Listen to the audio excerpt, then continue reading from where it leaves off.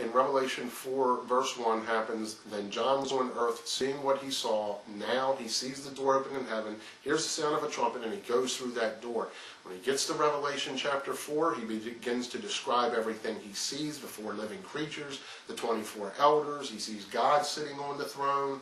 And Revelation chapter 4 is simply a description of all those things. You could get into more detail, of course, on what those things represent.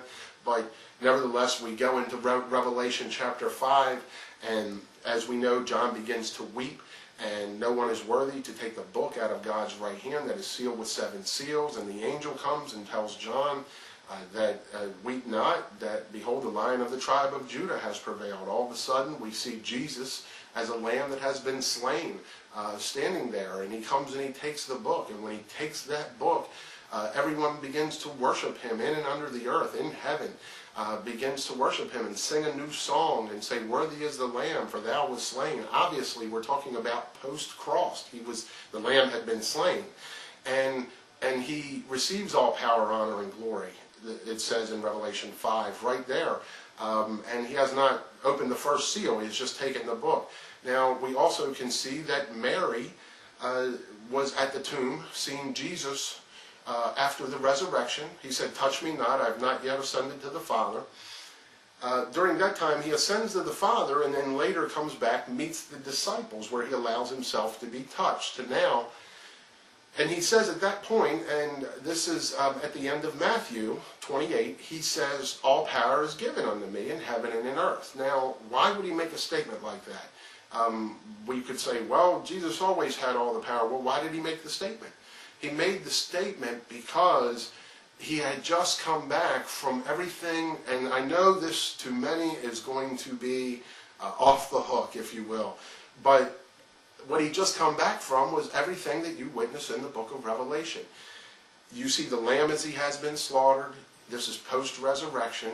Jesus is the Lamb that's been slain, and you see him take the book. You see him receive all power, honor, and glory. You see him break the seals of the book. You see the trumpets, the vials. You see the beast of Revelation 13, and of course the mark of the beast, and that's a whole other topic. That's a hotly debated topic on just what that represents. But nevertheless, and then you see the New Jerusalem, the birth of the church. You see the spiritual destruction of the whore of Babylon. So as we come through here, what we're really seeing is we're seeing everything that transpired right after the resurrection of Jesus Christ 2,000 years ago. He wouldn't have received all power, honor, and glory in Revelation 5 and had taken the book from God's right hand, would have stopped, come back to earth, met the disciples and everyone and said, hey, I've received all power, and glory in heaven and in earth, and make that statement at the end of Matthew 28, and then turn around and then go back to heaven and then break the first seal, second seal, and then unfold the rest of Revelation as you see it. No, what we see here is truly a revelation of Jesus Christ and what transpired as a result of what he did. It was God's master plan to make things right, if you will, to redeem mankind, to graft in the Gentiles, to destroy the power of Satan, to bring in the church, to destroy the whore of Babylon. It was part of God's master plan, the sword that he brought in Revelation 19, the trampling of the winepress that he says that he was going to do, that was prophesied in the Old Testament, and you see his vesture dipped in blood, and it's covered with that because he had trampled the winepress, and that was known that it would splash up on you. The point of this is that you have to look at the correct perspective of the book of Revelation, and this will help not only align many of the parables that have been taught, will help also align what you understand Revelation to be. And it is a true blessing to get a greater picture of Jesus Christ himself, and not to be you won't be in the dark anymore concerning that. So you'll have a better picture of Jesus Christ. You won't be in fear that the end is around the corner, and you'll be able to live your life not only as you should, but by the truth of God's word. And this truth of the revelation of Jesus Christ has been there all along.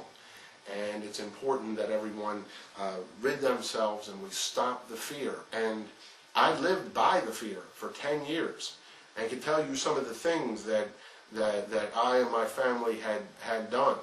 And you know, we even decided not to have any further children after our third child.